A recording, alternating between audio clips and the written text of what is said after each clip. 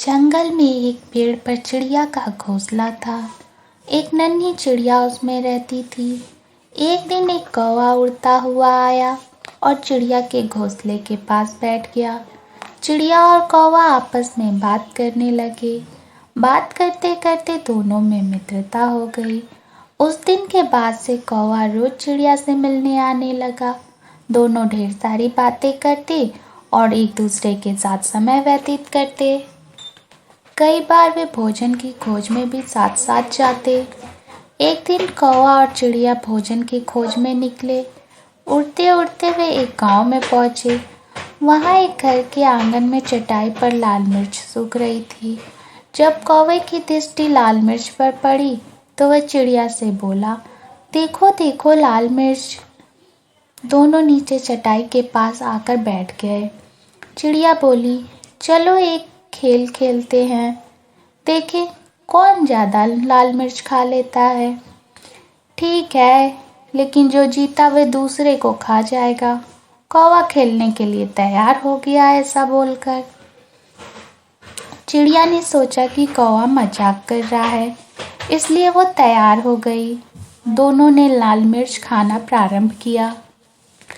चिड़िया ईमानदारी के साथ इस खेल में को खेल रही थी, इसलिए ईमानदारी से मिर्च खा रही थी। लेकिन कौवा चिड़िया से नज़र बचाकर बेईमानी करने लगा।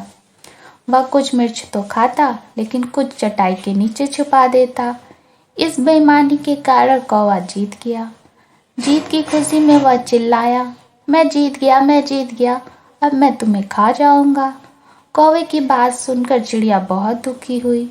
वह तो कौवे को अपना दोस्त समझ रही थी, लेकिन कौवे ने तो अपना असली रंग दिखा दिया।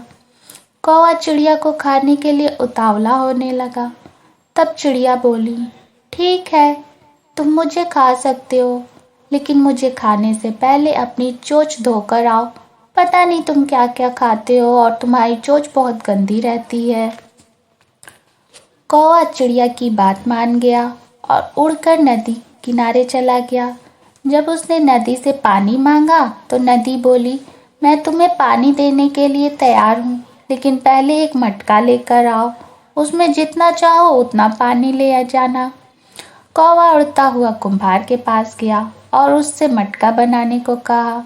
कुम्हार बोला, मैं तुम्हारे लिए मटका बना दूंगा, लेकिन उसके लिए मुझे मिट्टी की आवश्यकता होगी। अभी मेरे पास मिट्टी नहीं है, मुझे थोड़ी मिट्टी ला कर दो।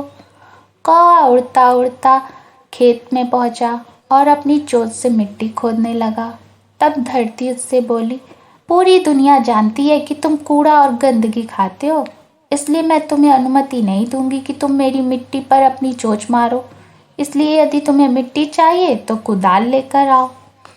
कौवा लोहार के पास गया और उससे बोला, मुझे एक कुदाल बना कर दो। लोहार बोला, यदि तुम्हें कुदाल चाहिए तो मुझे आग ला कर देना होगा। कौवा पास ही स्थित एक किसान के घर गया। वहाँ किसान की पत्नी खाना बना रही थी। कौवा उससे बोला, मुझे आग चाहिए।